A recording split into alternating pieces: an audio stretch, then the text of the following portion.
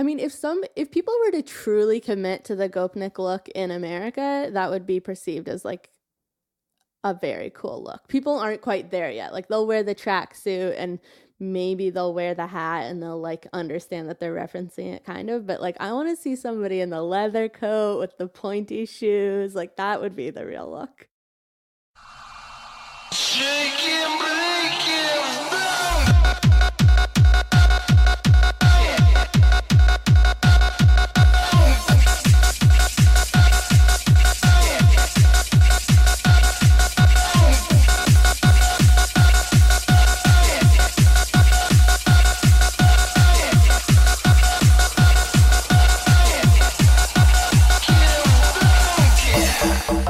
From St. Petersburg And Brooklyn. This is She's in Russia. I'm Lily. And I'm Smith. All right, well, what is the episode about? Smith doesn't even know what the topic. What are we doing today? We're finally going to what you've all been asking for. We heard your Literally nobody has asked, but in my mind, I'm like, this is the ultimate episode. I'm like, everyone's been dying to know. This is what the podcast is about. What is a gopnik? And we finally come to the place where we can tell you after many years of research. Yeah. Not exactly only what is a gopnik, but gopnik is our topic. Yeah. Gapata. So why don't you give a brief introduction? This is kind of stolen, but like this is the summary of what a gopnik is. In mass representation, a gopnik is a youngish male Russian-speaking person of low social status who is poorly educated and generally known or associated with violence and petty crime. Mm-hmm. Okay. Visually summarizing. What is the gopnik's pastime? Visually summarizing. Oh, I'll get into that too. Okay, so the first thing you think of when you hear the term gopnik is a guy in an Adidas tracksuit squatting with maybe like a newsboy cap on and maybe drinking some cheap beer and chewing on sesame seeds. Jesus Christ. Sunflower seeds. Okay. Guten Tag. That's enough for a basic image, right? No, that's perfect. Right. Yeah.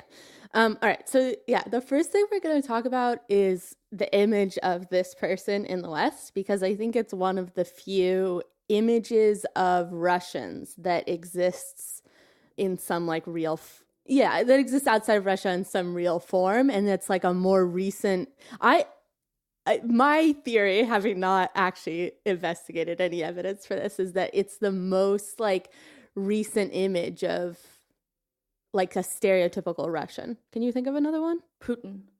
Putin, yeah. Who is not like not Putin the person, but Putin like the image of a strong like bear hunting man.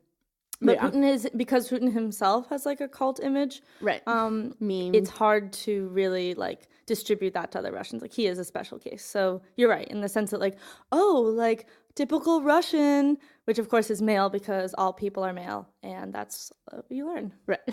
All people are male. It's true. So yeah, when we were talking about doing this episode, it made sense to divide it up this way, where I was going to kind of like look into how the image of the gopnik is portrayed on the Western internet, and to kind of differentiate the two. If I'm talking about internet in Russia, I'll say Runet. If I'm talking about the Slavic internet as a whole, I'll say Slavic internet. And if I'm talking about the English-speaking internet, I'm probably just going to say internet, but sometimes I'll specify. Nice. Okay. So after looking at stuff, both on the Runet and consulting our Runet expert who we've had on the podcast before, it's pretty clear, and just like kind of intuiting it ourselves, Belkin, yeah. It's pretty clear that the image of the gopnik on the internet came from the Slavic internet. And if you allow me to be Angela Nagel for a moment, there's like a subset of interests that define a certain set of internet aesthetic that kind of surrounds this gopnik image. I don't know, is there a word for that? You know what I mean? Like a subset of interests based on the internet. You mean like the interests take place in the internet? Yeah, like you could say like the alt-right is an example of one of these. So like, what do you call that? Like, I don't want to call it a movement. And I think particularly in this like imagery of the gopnik, it's particularly aesthetic. So I just like, I don't know what you call that.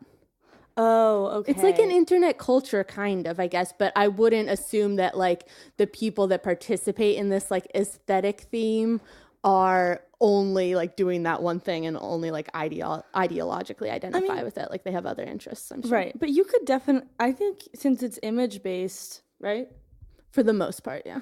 If it's visual, if it's image based, maybe we could call it some kind of meme or image macro culture for those of you nerds out there who know what that means. All right. Like, you know what I mean? Like it's not exactly the meme itself, but some kind of image macro is good. The problem is there's a few other components to it that aren't image based, but you guys get the general idea of what we're talking about. So many of these things are related to representations of gopniks, maybe sometimes made by people that are like within this gopnik category themselves.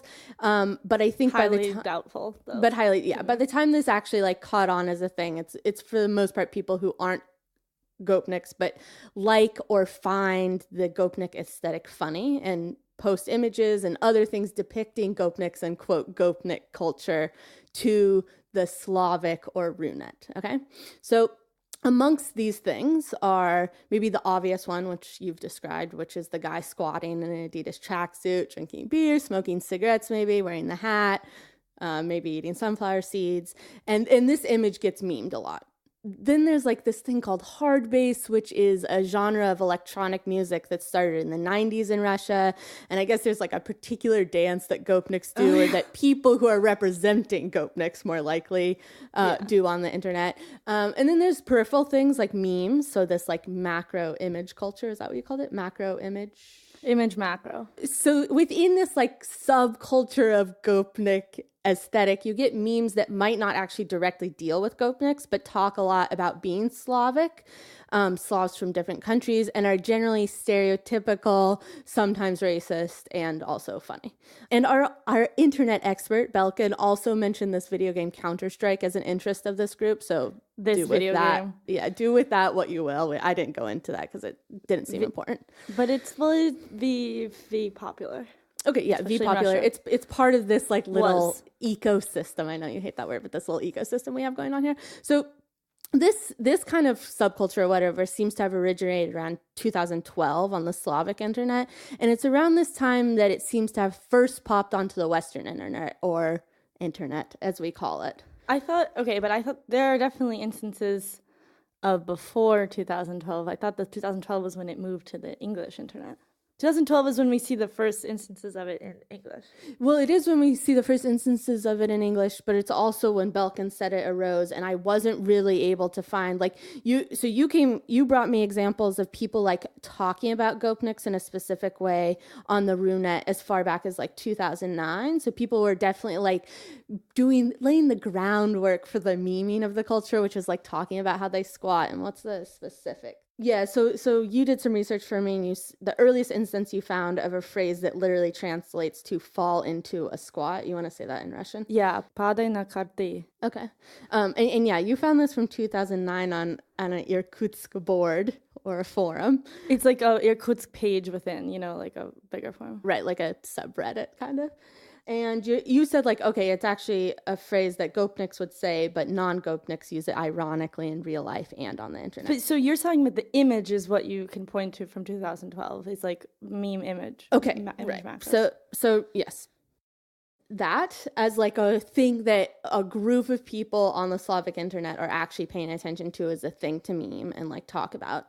And the way it comes onto the Western internet is important because when Slavs are talking about gopniki culture and in this time around like 2009, 2010, they're on the Runet, they're writing in Russian and they're referring to gopniks. But when the image of the gopnik moves from the Slavic internet into the English internet, it loses a lot of its context as is to be expected. And so you do see mention of like gopniks on the internet a fair amount, but what really holds this whole like meme together is this phrase Slav squat, which I'm sure a lot of people are familiar with.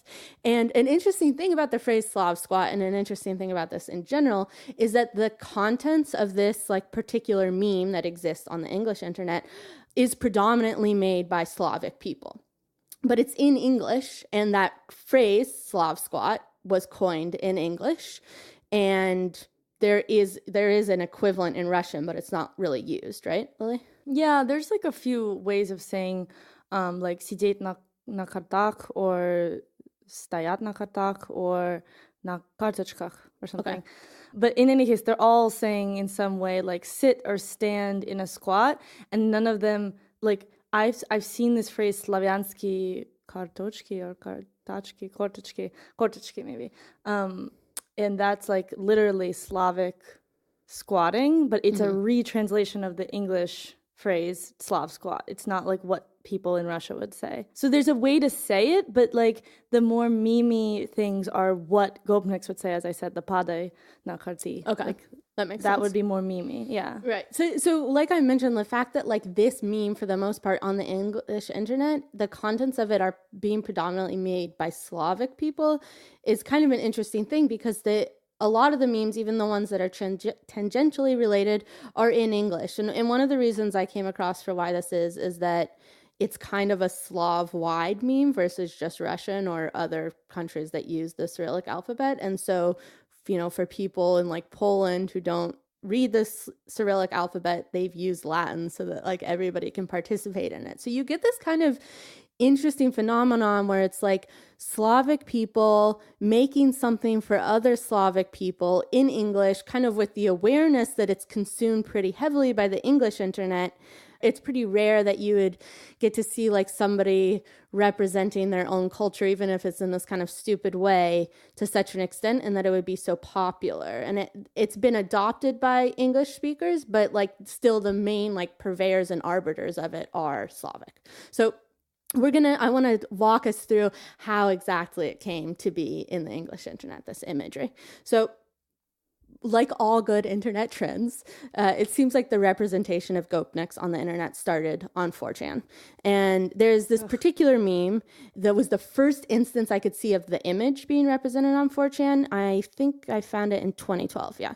So I found the post from 2012, and it's this meme that's part of another meme. So let me explain to you this meme. It's like what looks like a guy who's like serenely patting aftershave on his cheeks, and then people would draw different iterations of this guy against a picture of something. So for example, like a photo of burger and fries, and then somebody will draw like a fat American with a mullet like patting his face in the foreground. Or there's, offensive shit like, oh, the background is a photo of gold coins, and then there's like this drawn image of a Jew, and it's like the same image that's used in other memes, and he's like patting his face in the foreground. So it's like I'm serenely doing this in response to whatever like the background image is. So the first visual reference I could find to gopniks on 4chan was from 2012, and it's this meme. So in the background is a photo of a bunch of guys squatting in tracksuits, and in the foreground there is a drawing of a guy in an Adidas tracksuit patting his face. And this image is used a lot in the future on all platforms when discussing what becomes known as Slav squatting. Okay. So yeah, I've already talked about how like a lot of the Slavic context is lost when it comes into the English internet, because people are like less concerned with what an actual gopnik is and are more just like a fan of this image of the squatting tracksuit person. Mm-hmm. Why does Slav squat also? Yeah. So from this arises, starting in 2013, maybe 2012 even, but the first instance I could find on 4chan was the question, why do Slavs squat? And this was randomly, so this was in 2013, somebody posted a photo of kids maybe in the 90s or 80s sitting around eating sandwiches with the title, "Have you ever seen anything more Slavic than this photo?" And then a bunch of people are like, well, they're not even squatty, it's not that Slavic. So this was obviously something that was stirring under the surface before this thread for people to be able to like reference that and other people to understand what they meant. So maybe there's some other instances of it that I couldn't find, but this is the first thing of like line that I could find in 2013. And this phrase kind of gains momentum, and it's often used kind of to prompt a discussion about like proper Slav squatting forms. So there's a lot of funny discussion around this time of like people who aren't Slavic being like, I can't do it, it must be a genetic thing, I get in the position and it hurts, and like other people be like, you must have your heels on the ground when you're squatting. Heel Nazis. And so like then there's also people answering the question as a way to be humorous. So like there's shit like, oh, they're too poor to own chairs, or like it's a natural position, or there's benefits to squatting, or like you're genetically predisposed. In general, it's also used kind of as a way to discuss like Slavic culture.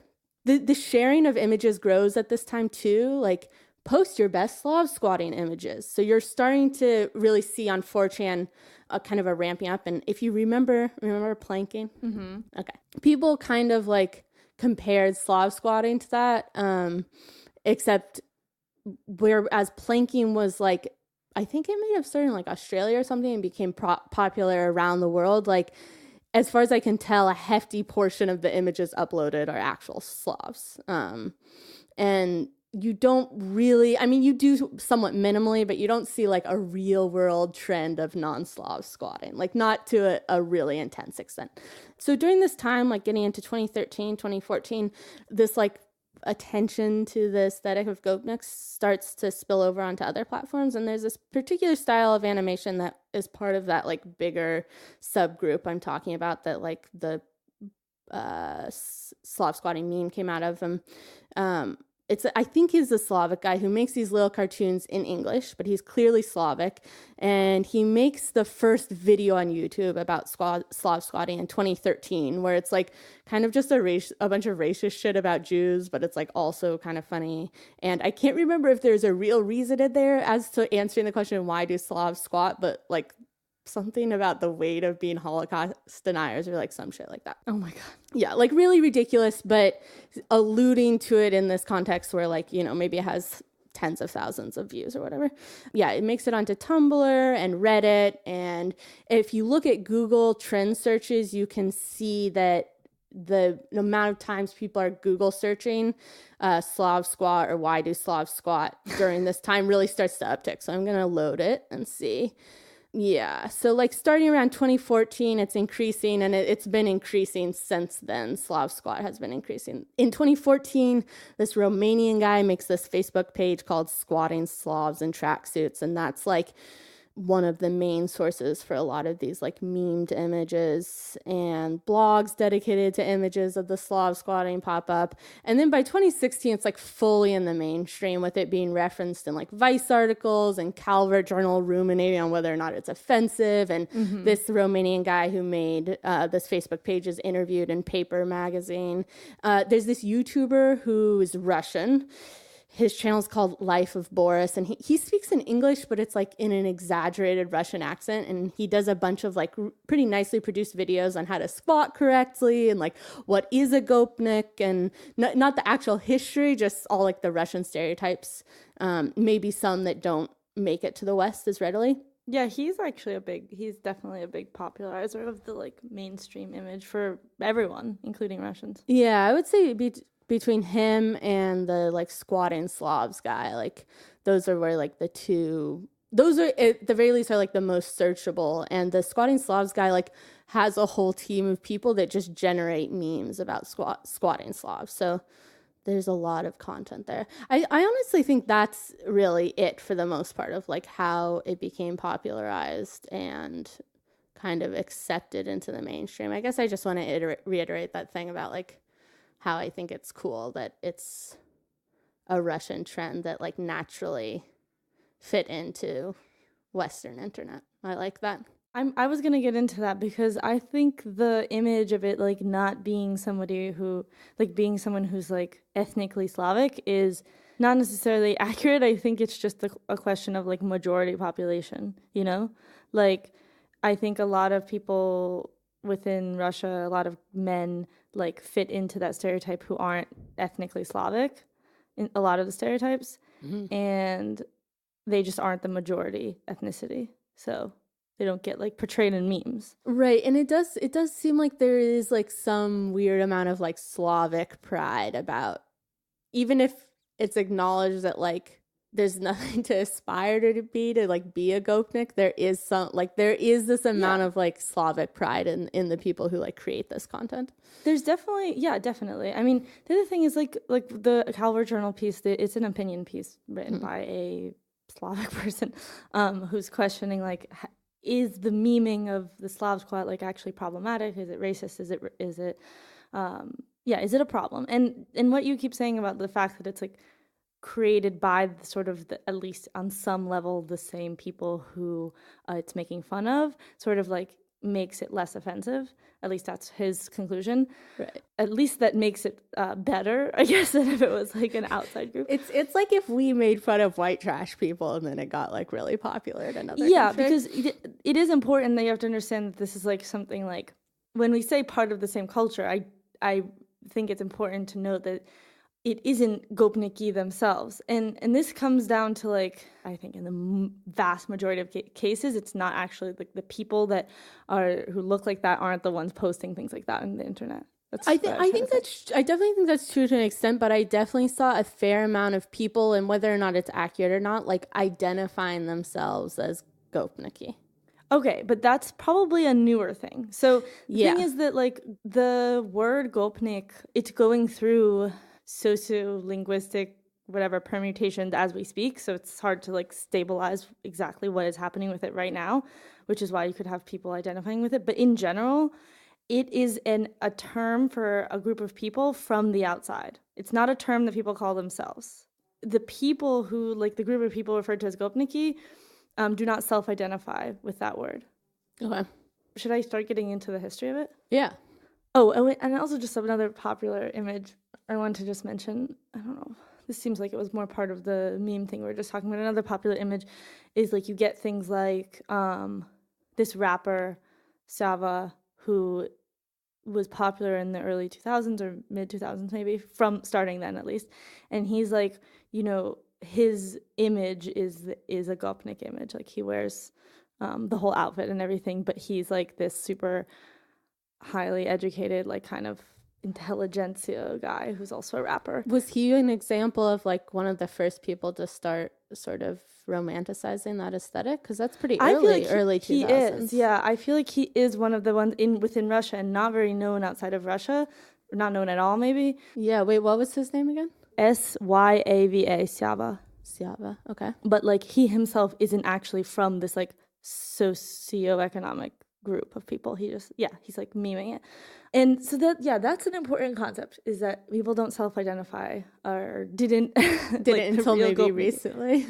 Yeah, and it's obviously you can't like tell someone if they want to identify as a gopnik, then they are a gopnik.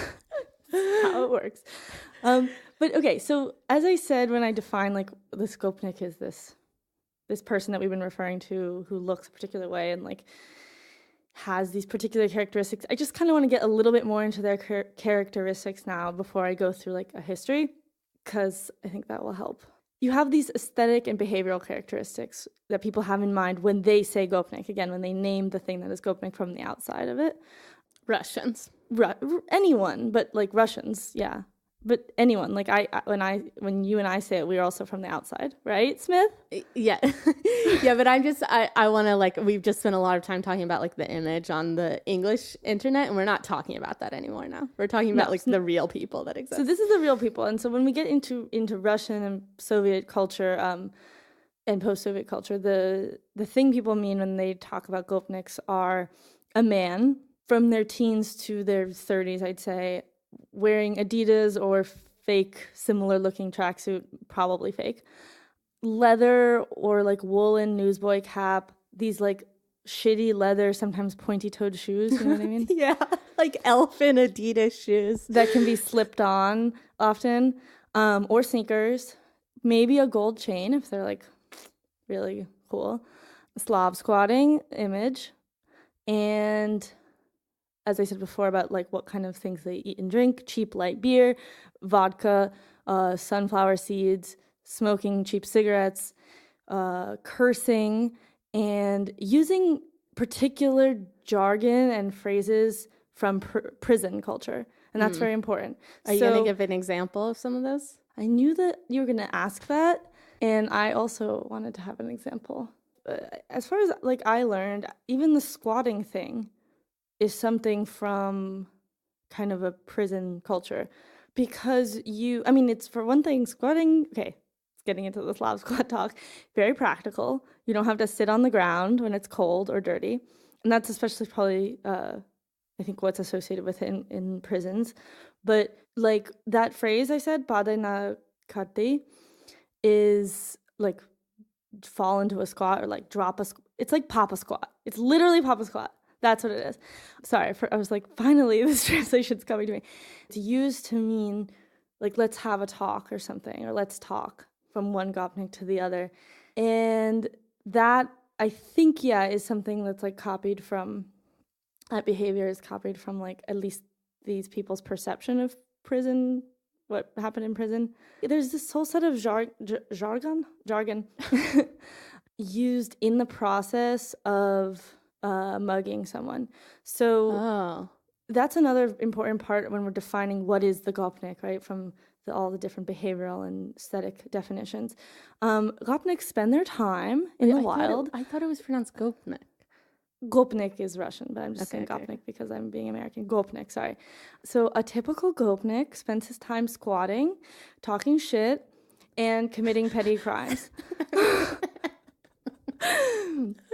And namely, the petty crimes are stealing, like mugging people, stealing money, like cell phones, whatever people have on them, wallets, via verbal intimidation and or physical violence. Okay. So the verbal intimidation is what I mean by like there are these certain phrases that people that are like mimi in Russian, like there's this particular typical, stereotypical gopnik verbal exercise that happens, which is like instead of just being like coming up to, you know, someone was walking along the street at night and then like a small group of gopniki approach them, instead of the gopniki just being like, give us your money, or I don't know, whatever the fuck people say. Thank God I don't know.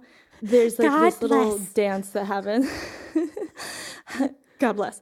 Which is something like, do you have any money and on you? Like, do you have 100 rubles on you or something? Whatever. And then the person who obviously doesn't want to get mugged is like, no. Okay. And then the gopnik is like, and if I find it? Okay. There's no really way to answer that question. It's like intimidating, and also they say "если найдется," which is a passive voice. It's like, and if it is found, not if I find it. So it's like scary. Wait, one thing before we move on from this that I want to say about the squatting thing is it's funny to like talk about squatting as if it comes from prison, as if it's like not an actual very natural position for the body to be in, and as if people haven't been doing it for like millennia of their own accord. Yeah, and also haven't even been talking about all of Asia, which is like just squatting it up over there. We're just like, it's the natural Slav genetics. Yeah, well that is like the comparison a lot. It's like people talk about the Asian squat, which is the same as the Slav squat, but it's just like depends on the context in which people talk about it. Are they both heels down? Yeah. Okay, well there you go. Yeah, and like anything like that where it's like they sound dumb and uneducated, obviously you can tell it's like a derogatory word. It is a derogatory word, gopnik. Yeah, just explain where these people came from. So okay, where is this from? So this is I'm just gonna give you like the big temporal idea of the concept of gopnik has two main like active periods, and those are the 1920s, just like around the turn of the century, or sorry, around the start of the Soviet era.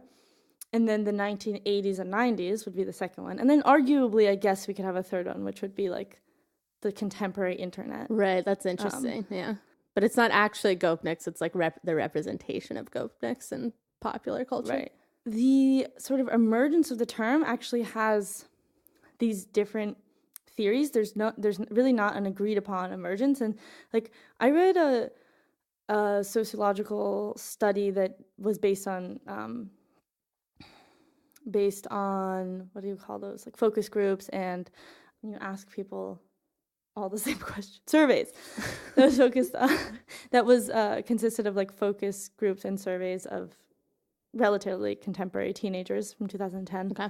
And from that, and then from everything else I read, I got I basically understood that there are three main versions, if not more. There really are more, but let's say three main versions of where the gopnik concept comes from. The first one is this is not in an order. I'm just saying them like it's not ranked. The first one is this jargon phrase gop-stop. Have you heard that? No. So, But I like it. what do you think it is? I feel Gop-stop. okay. The only thing that I can picture is like it's some like location where people are eating or buying stuff and they're squatting while they do it. Oh my god. Like by the side of the road, like a quick stop. Okay, Lily, wait, where was it? I think maybe in Hungary. There's no. I would have to find it, but when I was researching this, there's literally these like squatting markets that are like a mini like outdoor bodega that's like low to the ground that you squat next to. Oh my god. Isn't that amazing? That's in Hungary? I would have to go look crazy. back and find somewhere in Eastern Europe, yeah. Hungary is Central Europe, but anyway. Sorry. So gop-stop, you didn't guess, is actually... It's a bus stop for gopniks. No, it is, yeah, it is like the word stop, you got that, but it comes from the word for, or the term means to mug someone, to rob someone, like to jump wait, someone. so that word in this theory came before gopnik. In this theory, it's like that's something that people did and they called it that, this group of people that we've been describing. Okay. What does gop mean? What's that? Sorry.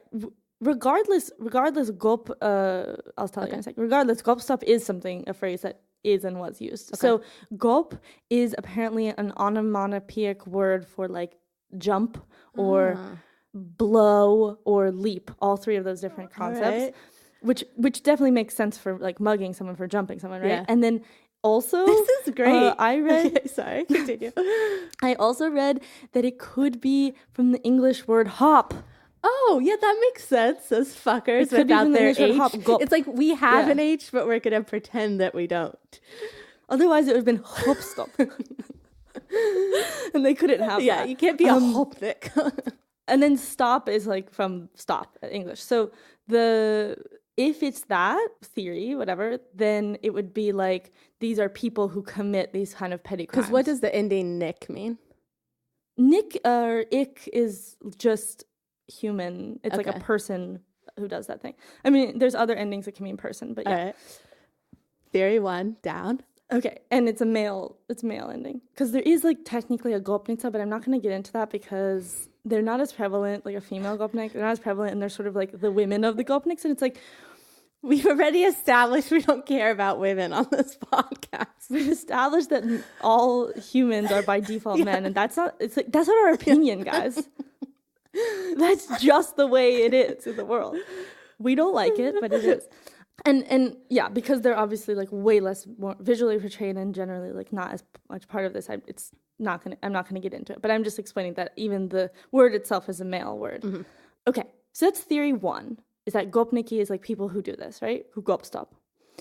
Then we have theory 2, which I believe the least personally, which is that it comes from the verb gopat, I don't know, which is a word I didn't know, which apparently means to wander without any goal, wander aimlessly. Okay.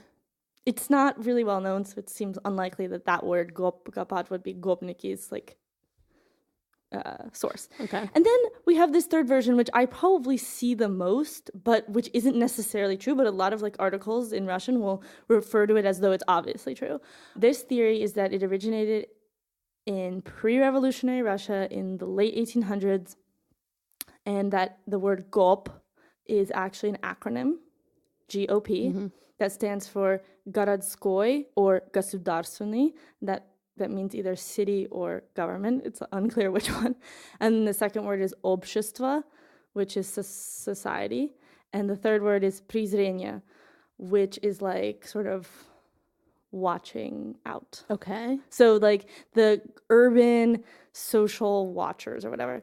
And that pre-Soviet name referred to essentially like a juvenile delinquent building where kids who in a lot of cases sort of like an orphanage would be like kids who are homeless, who may or may not be involved in petty crime, and they were mostly boys, would be able to live there. Okay. And they're sort of being like watched over. And the third word that I said, prizrenie, prizor, is this word. These people would be referred to as like bezprizornik, which means they don't have anyone watching over them. Okay. You get what's that in English? Like no wards of the state. Oh my god. No, like actually maybe. But what's that word? Oh, guardian. Like they're guardianless, Okay, I guess we wouldn't really say that, but yeah, I get what you mean. Okay, whatever. But you get what I mean. So it's like this city or government funded place that serves as a sort of like house for kids who may or may not be like lightly criminal, but are also really definitely poor and homeless and a lot of okay. So the acronym that right, the acronym comes from the organization that like oversaw these children. Yeah, or they would live in this building, right, okay. which is on. But like, this was pre-revolution. Yeah, this is like from a pre-revolution. That's when it started, and that's where the gop, like there was a gop in this building, where the October Hotel is, and then that name was conveniently changed to, during the Soviet era, that name was changed to urban proletariat, or if to keep the order, it'd be like urban dormitory of the proletariat, and it was still GOP in Russian, Городское общежитие пролетариата, which is like a more Soviet way of, like they called it a dorm, and it was it was serving the same function. Yeah, essentially serving the same function. There would be like young people coming in from, again, I'm assuming mostly male, coming in from the countryside into Petersburg, and they like are coming to the city to like have a better life or something, but this might be like a halfway house for them. Okay. And so so gop, if it's not clear, again, like gop, all these things have gop in them, and then you add like nik to make a person. So the people who are involved in that thing is gopnik. Is there any evidence, like there aren't any records of people, of these like kids being called gopniks? That's a good question. Like, why is it so? Seems like you would easily be. There's no like references in like literature or anything. Oh, yeah, that's a good question. I didn't like. It just seemed weird that in the study, maybe the study was just more focused on how people imagine it rather than how it really is. I would assume that third theory has like the most weight, and that there probably is evidence, because that building did exist and the phenomenon existed, and there's no reason not to like assume that people would call these kids from that place, from that area, gopniki. But that doesn't mean, like, it's still sort of surprising that is a name that carried over to this much, much larger phenomenon. Yeah, so that is interesting, because this is actually like one specific building with one specific group of kids in it. Or like neighborhood, So when they did this survey of, like, you said it was teens mostly, right? The subjects? Yeah, like school kids and up to college. Did they provide the theories, or the kids like had heard all these things before? They did not provide. They asked them like different things, including like, where do you think it came from? Okay, so this is like common knowledge to some extent, some of these things. Yeah, and to some extent, and as I said, like the third theory about the государство, the like GOP building or whatever place, is the one you see the most often. Like, which one do you think is true? I think the third one, and I think gop-stop clearly came from that and not from hop-stop, but whatever. I think there were gopniki first, and then there was gop-stop. Okay. That's my personal opinion. That makes sense, yeah. Although the first one is a fun idea. Although, actually, that doesn't really make sense in the sense that, like, people who are gopniki could say gop-stop, but they wouldn't say gopnik. So it's like, or they wouldn't say it, like, seriously about themselves. Yeah. Also, at what point was like English being used in those sort of words? Would they have been used around like the turn of the century? Probably not really, but the thing is that like the gopnik doesn't get really mass popularity as a concept until the 80s and 90s. So explain this. That's what, yeah. So I'm just saying, like, there could be this, emergence theory that happens in the early 1900s, from the late 1800s through the early 1900s, of these like sort of street urchins or whatever. Right? They're not street urchins. You just wanted to say that word. Yeah, well, that's what they are. Which is like bedraggled, like, come on, the 1920s boys who are homeless. What are those? They're not those like. But they're not homeless because they're living in this building, no? Well, they're like, yeah, but come on, they're like. In my head, I know this isn't like true, but I clean. always think of street urchins. I just like make that As clams. I make that into merchants in my head. I'm just like, those are like dirty people, but they sell stuff. No, but that's not what it's referring to. I know, but in my head, that's what I think. Okay, street urchins is the young child dressed in dirty hand-me-downs running rampant through the city streets. Okay. So like the friend of the waif. Yeah. Cousin to the waif. Or brother. Or brother. I think there's a lot of waif overlap. But in any case, then we get to the 80s and 90s, which is the real, like, you could call it the rebirth on a mass level. It doesn't start out to be mass, though. So this is this interesting, like, transformation of the concept. As we've talked about before, when we talked about Viktor Tsoi and Yanka, the late 1980s in the Soviet Union is a sort of time where there's a lot of specifically musically oriented youth subcultures arising, like rock, punk, hip hop, which we've also talked about. And these like subcultures really set themselves apart from, they both set themselves apart from gopniks, and gopniks set themselves apart from them. So in a way, like, there is the existence of, there's this phenomenon maybe like formulating in the 80s of people who may fit into some of those behavioral and aesthetic things that I've described now, the whole like tracksuit and all of sitting around drinking beer and stuff, getting like petty crime and getting into fights. And they definitely are referred to as gopniki as early as the mid 80s, because there is, remember that band? Remember hearing about that band Zoopark? Yeah, I read that also. I happened to come across that, yeah. Yeah, they have a song called Gopnik, or Gopniki.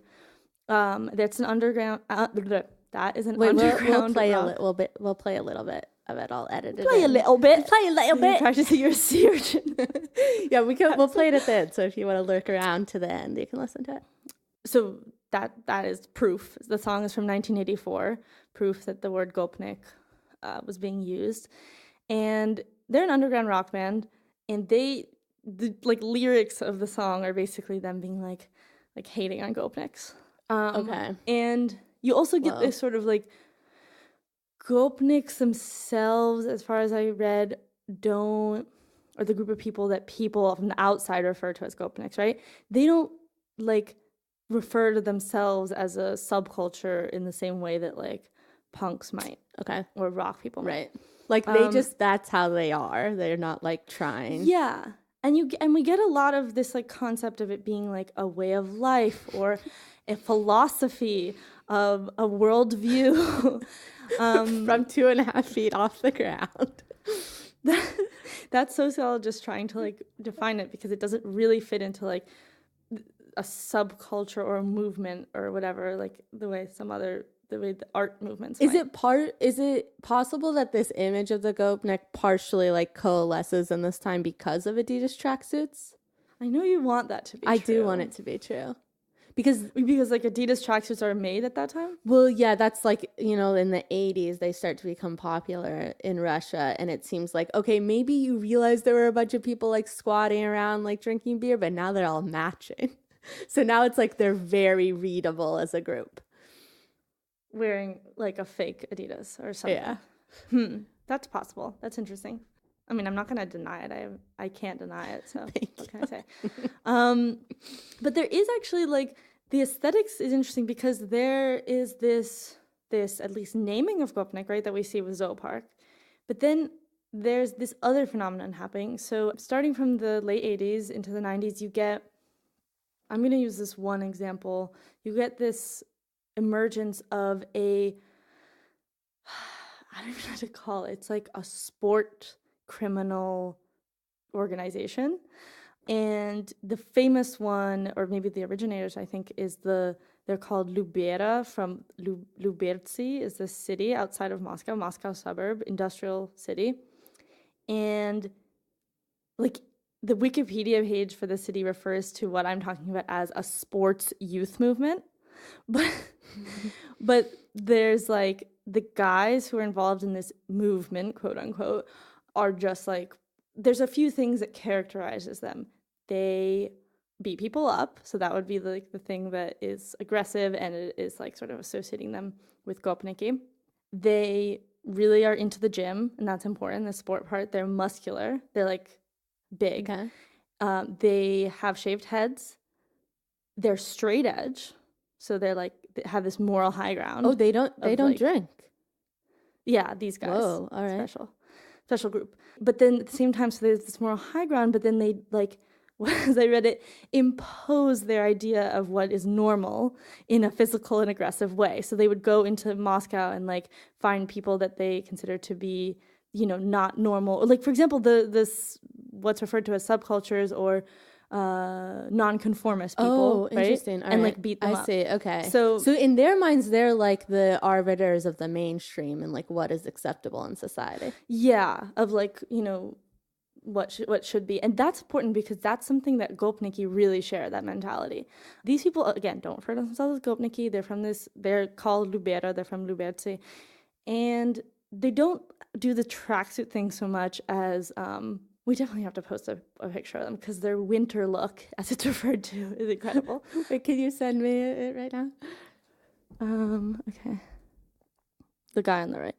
Oh, wow. That's a solid look. I mean, I think it's a look that would be considered highly fashionable right now. Extremely. In the West. Yes. So you can see that you wouldn't look at that guy, right? And you wouldn't be like, oh, a gopnik. No, not like at all. He doesn't, right. So this is one of the original sort of groups of people that from the outside might be referred to as gopniki because of their like aggressive pack mentality. And these sporty guys, like the fact of their sporty sort of like also healthiness is important. It's different from the current gopnik image, definitely, and lifestyle. And you also have these organized crime groups start forming in the 90s that are also very much associated with some kind of like sports group. So it just could be like in a certain town or neighborhood even, there'll be a gym, like in a Moscow neighborhood like that of Orekhovsky. And then you have an organized crime group there around the gym, and like the members of the group all work out together there.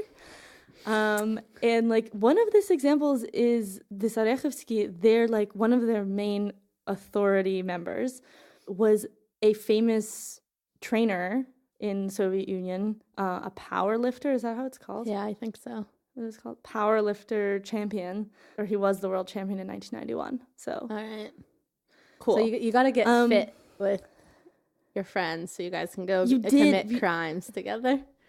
You did. That was like this was like the sort of late 80s, 90s image. And I think that the development of the certain sort of organized crime characteristics, involvement with organized crime at that time is important because it's something that's also shared with the contemporary image that we would call gopniki and what sort of develops out of that, though a lot of things aren't shared, as you can imagine, as you understand. Because the image of a typical gopnik now is in some ways at its like on every level is a parody or is like a meme or a stereotype. It's sort of like at this point, it's like hard to pinpoint like a true gopnik version. Yeah, at this point. I mean, you haven't really been to many suburbs, right? Like the suburbs where they might exist if they do anymore. How this is broken down geographically, you're right to think that it's something, at least now and in the 2000s, that was more widespread in more provincial areas, like not in big cities, in the regions, as they're called. So widespread use, so we had like the reference from 84 in that song. Widespread use comes as early as the late 1980s of the word gopnik to refer to people. who, commit these petty crimes or like run around in gangs or whatever. You also have like, again, with the relationship to prisons, people, sort of researchers that have looked into the like formation of or the concept of gopnik say that in the 1990s, this is when you get a formation of groups of guys who really point to criminals or organized crime leaders as their forefathers and see themselves, like see their way of life as a kind of philosophy or worldview and like a position in society, kind of to be outside of society in a way. Or you're not exactly outside, but it's like you don't try to like achieve aspirations that are like either capitalistic or any self-development, just anti-achievement. Yeah. So and again, I just want to emphasize this like proximity to criminal life that isn't actually it. It feels very like it's always a proximity. It's like and even like as organized crime or as a group of people who like are known for mugging or whatever, it's like they were never it feels like they were never super taken seriously by like the police because it wasn't ever on a level that was like very harmful or didn't involve like weapons or because something. they weren't they knives. weren't ambitious about becoming truly organized as gopniki. They were more interested in like just sitting around, squatting around. Yeah, or if they were, then it developed into something else with a different name. So to give a little bit idea of self-identification, there is, again, gopnik is not used, but there is like a self-identification, different words that one gopnik might call another gopnik, which is the word patsan, which literally means like patsani. Patsan is like patsan. Yeah, translated as like lad or boy or kiddo, but it doesn't sound like kiddo or lad in American English, though that sounds sort of like weird. People at my work like call each other patsani. You know what I mean? Right, yeah. And then there's this concept of like the normal or like it's like a good lad, normal patsan, a good lad kind of thing. If we had an equivalent in American English. And those self-identifying terms again sort of emphasize this concept that differentiates Gopniki from other non-conformist youth groups, as I mentioned, like punks or something, or like, I don't know, whatever else, rock people or emo people, is that Gopniki feel that they are like normal or usual or like they're not trying to like say that they're different, right? Like, yeah, they're not like feeling cool for their specific gopniki behavior. Yeah, or like setting themselves against the social norms, though they like end up being marginalized by society. But it sort of comes from the outside. You see? Yeah. It's not a self-marginalization, yeah. Right. It's interesting because when you actually start to like put together all of the values, if you can say that, if you really try to like figure out what values the people that we talk about when we say gopniki, the people that we talk about, what values they actually have, it's like they overlap with a lot of different types of groups, and it kind of feels like amorphous, Right, like it's again one of those things where those sets of ideologies don't map correctly onto our set. Like in our mind, when we think like, oh, they might be like of the people pro-Putin or like anti-West or something, like I wouldn't then also expect, then in my head those people would be like down home hard working types. They just are like, we don't like the West and we also don't want to do any work. Yeah, they're also like queer. They're like anti like labor, they're like aspirations or whatever.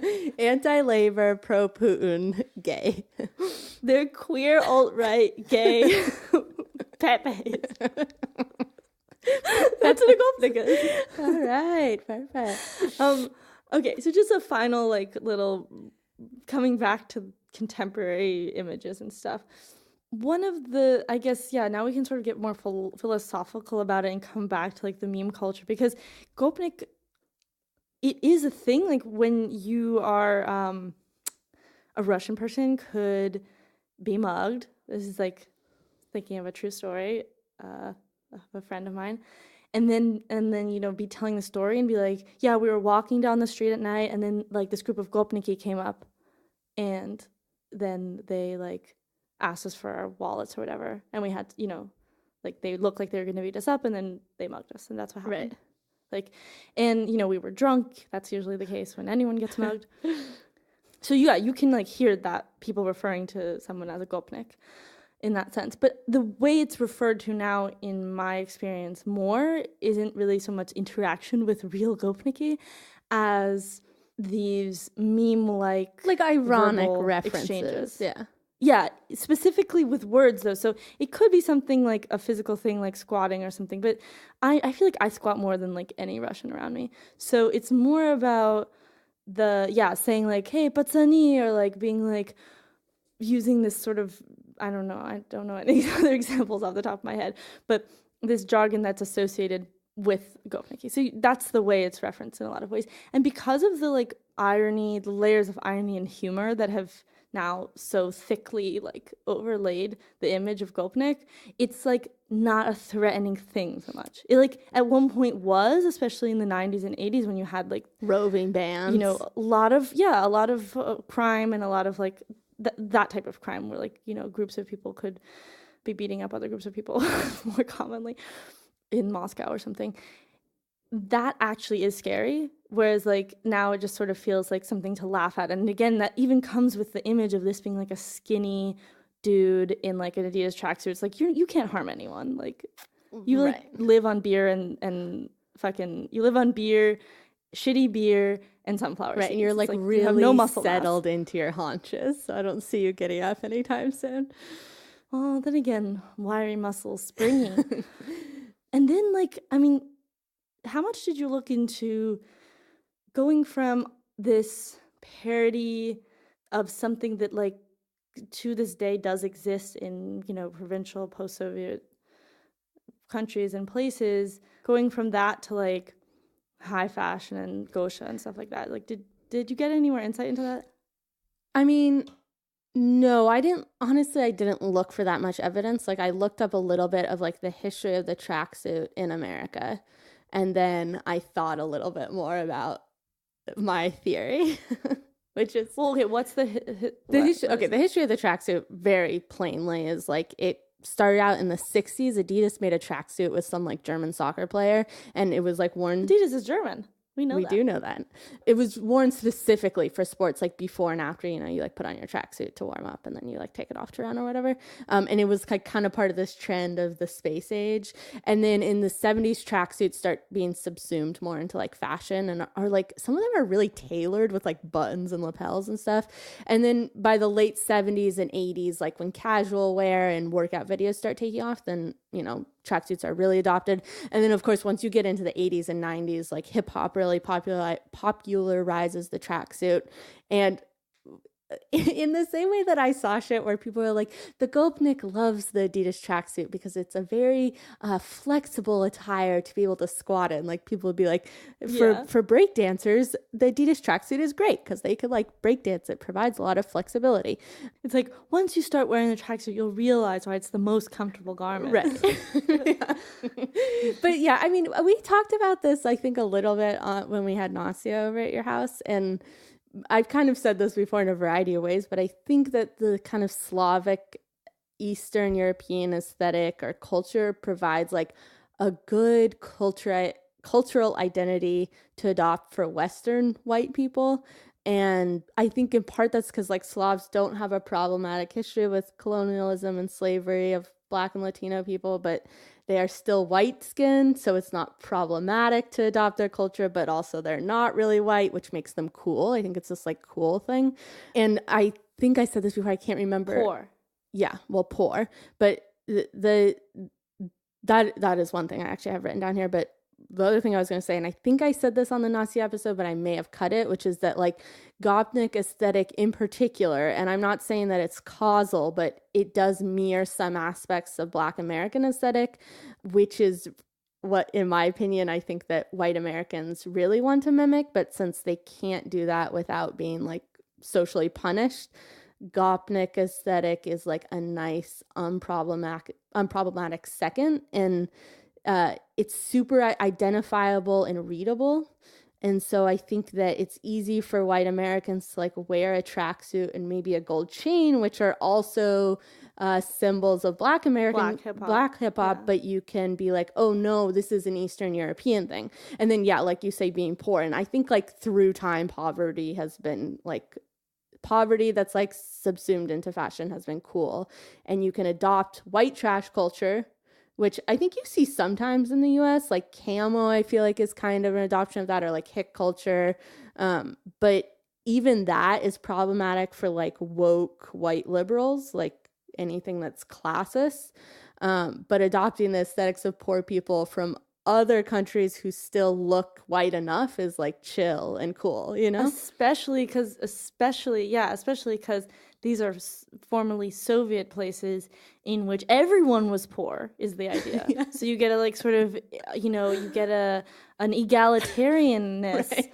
of your stereotype, which is important, rather than this like marginalized group like the rednecks. I mean, that's complete bullshit, but that is the, like, I agree with you that all these justifications are happening. And like, it's not like, now I feel like I have a better understanding of the fact that it's not like, this Adidas tracksuit was like stolen from like Black hip hop culture in Slav culture and then come back. It wasn't like that. No. But like the Adidas, so when you said the Adidas tracksuit was gaining popularity in the 70s and stuff, this was for white and Black people in America? I would assume it's for both. I mean, the way they talk about it is it's gaining popularity through like workout videos and stuff, which I feel like maybe were slightly more of a white thing. But then when you get into the late 80s and 90s, that's hip hop culture. And I think like that really like popularized it, which is going to be Black people. So I think it was a lot of people liked it. And I don't know if you read about this at all, but like when I was reading about like why do Russians like the Adidas tracksuit, like one of the main things they referenced was in the 80s,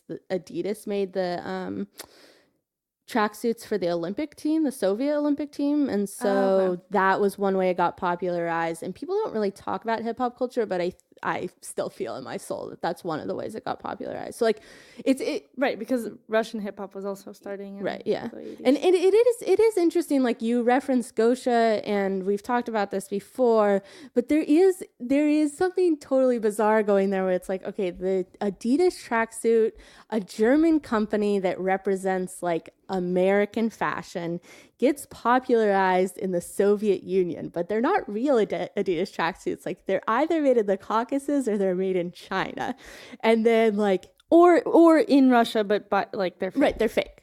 And then like that gets popularized amongst this certain subset of identifiable people who have matching aesthetic signals as like Black hip hop artists and Black hip hop fashion. And then a Russian designer named Gosha Rubchinsky like makes these, like has a collaboration with Adidas and brings tracksuits back to Black artists in America. I mean, that he makes them in a high fashion setting, and Black hip hop artists like Kanye West wear them. It's not like he like, when you say bring, you just mean like that's who right. it is. Like I think a lot of white artists probably wear him also, but if we allow the fact that, like, if we allow the statement that Black artists and Black people in general are like the arbiters of cool in America, then like nobody cares if a white artist is wearing Gosha. They're only going to care if like Wiz Khalifa is wearing Gosha, which he is, you know? Right. And it's like, it is really interesting, like that mapping, how that happened. And like I hadn't really fully thought about the poverty aspect until today, because Black is cool is like at this point just known, but poor being cool is also pretty clear. It's very clear, but I feel like less talked about. Very much less talked about. And you see that pop up everywhere. I mean, think about Reed. That was the case. I mean, the poverty aesthetic manifests differently in that particular setting, but it's like you say, rich kids coming in and pretending to be poor. And like literally like pretending to be like waifs who wear one outfit every day and like eat food that has been thrown out by other people. It's disgusting. Кто это идет, сметая все на своем пути, кто одет в цветную рубашку и грязные носки, у кого на плече висит сумка надписью ACDC, у кого на ногах из черной резины грязные сапоги. Это гопники! Это гопники! Гопники! Они мешают мне жить!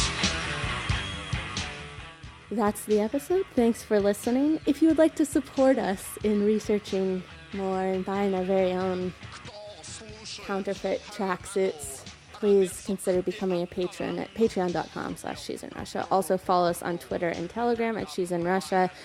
Subscribe to our monthly image-based newsletter at she'sinrussia.com, and we will see you next week. Пока-пока. Не взяв между ними ноту ля, это гопники. Это гопники. Это гопники. Они мешают мне жить.